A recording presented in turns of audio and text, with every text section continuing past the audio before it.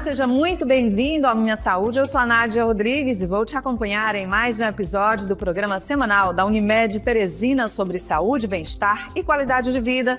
Aqui na TV Cidade Verde, você assiste toda quarta-feira no Jornal do Piauí. E esse conteúdo também fica disponível no Instagram, @Unimed Teresina, e no YouTube Unimed Teresina Oficial. E se você quiser contribuir com Minha Saúde, pode enviar sua pergunta, sugestão, elogios também para o e-mail comunicação sem o cedilha e sem o tio, @unimedteresina.com.br. Bora para mais um Minha Saúde, também conhecido como câncer de cólon reto ou câncer intestinal. O câncer coloretal é o segundo tumor mais prevalente, tanto em homens quanto em mulheres, sendo a terceira maior causa de morte por câncer no Brasil. É um câncer tratável e, na maioria dos casos, curável quando o diagnóstico é precoce. Por isso é muito importante estar atento à saúde do intestino. Para nos trazer mais informações, reconhecer os sinais de alerta, prevenção, tratamento, nós estamos recebendo hoje o Dr. Rafael Corrêa Lima, que é coloproctologista, diretor técnico do Hospital de Alta Complexidade da Unimed, no Hospital Unimed Primavera. Dr. Rafael, seja bem-vindo à Minha Saúde. Obrigado pelo convite. Eu acho que importante nesse momento é saber como se pode prevenir o câncer coloretal. Na sua introdução, você falou praticamente tudo de mais importante do câncer coloretal. É um câncer muito prevalente, que tem que entrar na cabeça das pessoas a prevalência e a importância. Você falou da tratabilidade, que ele tem uma resposta muito boa quando diagnosticado cedo, e principalmente da possibilidade de prevenir. Talvez seja o câncer que seja mais prevenível do mundo, porque através da colonoscopia precoce ele não só diagnostica precocemente, como ele previne através das polipectomias. Então, tem que entrar cada vez mais na cabeça das pessoas, da população, a facilidade e a importância da prevenção do câncer coloretal. O senhor falou uma palavra difícil, polipectomia. E o que significa isso? Bom, vamos lá. A fisiopatologia do câncer coloretal, a sua grande maioria das vezes, é através da transformação de uma lesão benigna, que são os pólipos colônicos, em uma lesão maligna. Eles passam de adenomas para adenocarcinomas, que é o nome científico do câncer coloretal. Esses pólipos, ainda quando benignos, principalmente quando menores, eles são completamente tratáveis e ressecáveis pelo exame simples, que é uma colonoscopia. Então, o ideal é a gente diagnosticar precocemente o pólipo, a lesão ainda benigna, que aí evita ela se transformar em lesão maligna.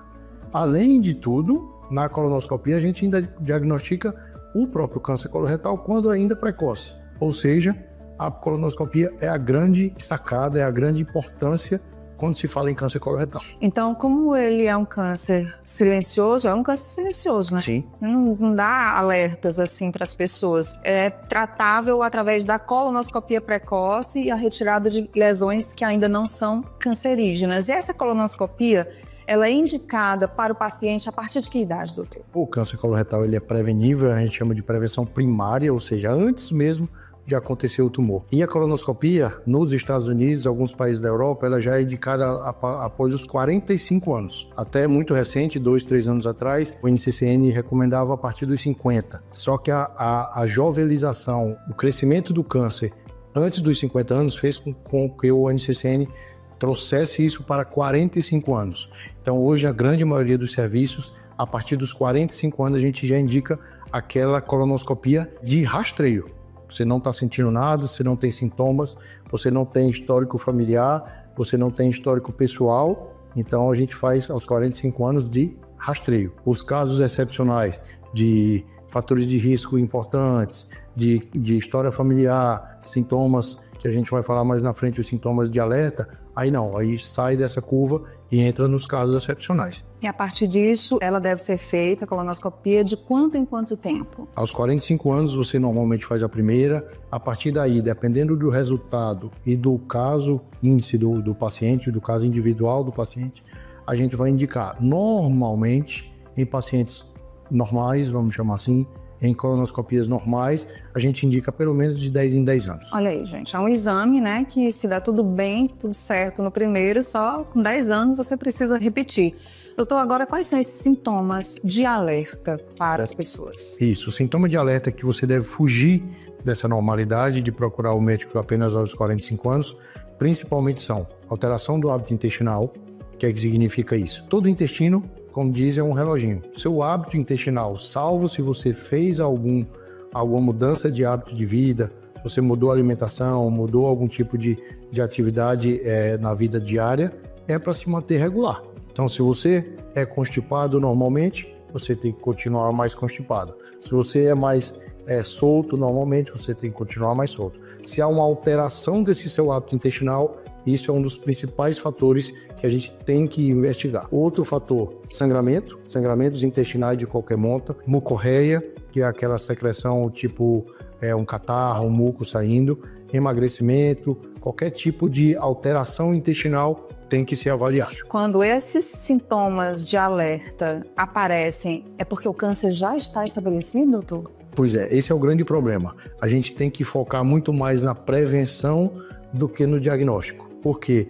Porque quando você já tem sangramento, alteração do hábito intestinal, obstrução intestinal, esses sintomas de alerta, você já tem um câncer normalmente mais avançado. É por isso que ele é tão agressivo? Eu diria até que ele não é dos piores de agressividade, só que ele é tão prevalente que ele tem um número de óbitos muito grande. Mas quando tratado no tempo ideal, ele tem uma resposta espetacular. Ele tem uma sobrevida em 5 anos das melhores que existe. Então, assim, o mais importante, prevenção e diagnóstico precoce. Os hábitos alimentares, de que forma eles podem interferir para o aparecimento dessas lesões malignas? O câncer coloretal é praticamente, além da genética, ele é praticamente definido por hábitos alimentares e hábitos de vida.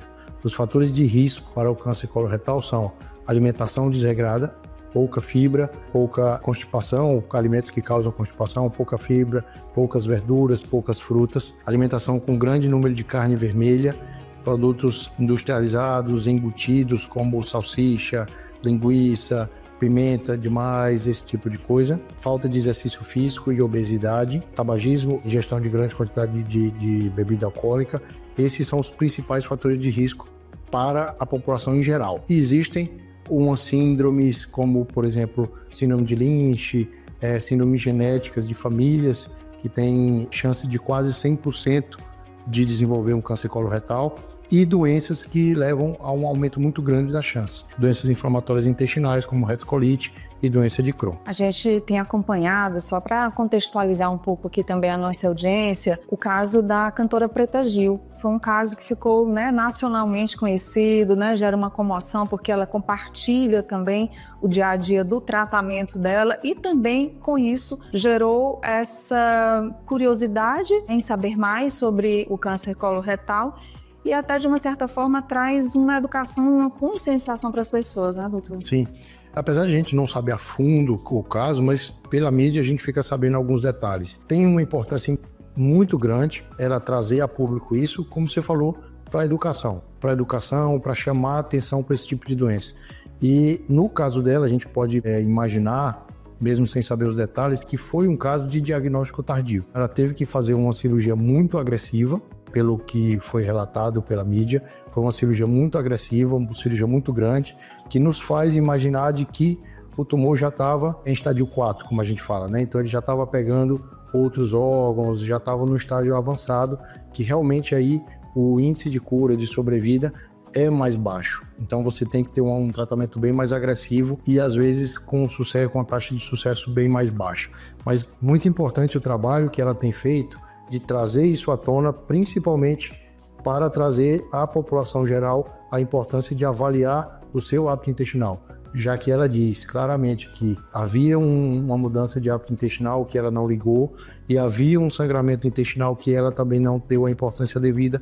Quando foi achar, já tinha uma doença relativamente avançada. Por isso que é importante a informação, né? A gente costuma dizer que a informação ela salva vidas. Nesse caso, a gente traz também essa discussão aqui com o Dr. Rafael para trazer mais conhecimento para você, mais informação de como se prevenir de um câncer que, infelizmente, quando diagnosticado tardiamente, pode ser muito agressivo, grave, né, de difícil tratamento. Já a gente continua esse bate-papo com o Dr. Rafael, mas antes eu tenho um recadinho para você do atendimento online. Eu não sei você, mas a maioria das vezes eu prefiro a praticidade de poder fazer consultas por vídeo. É rápido, é eficiente e a Unimed Teresina oferece isso de uma forma incrível. Você pode ter atendimentos de urgência e também agendar consultas eletivas em várias especialidades. E é perfeito para aquelas consultas de rotina, para analisar exames ou até mesmo tirar uma dúvida sobre qual especialidade médica procurar. E o melhor de tudo,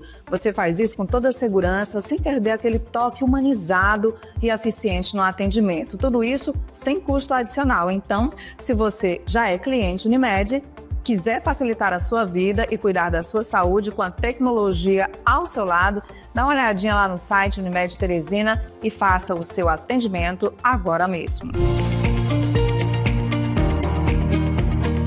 Tirei os últimos dias do ano para recarregar as energias. Vem ver como foi.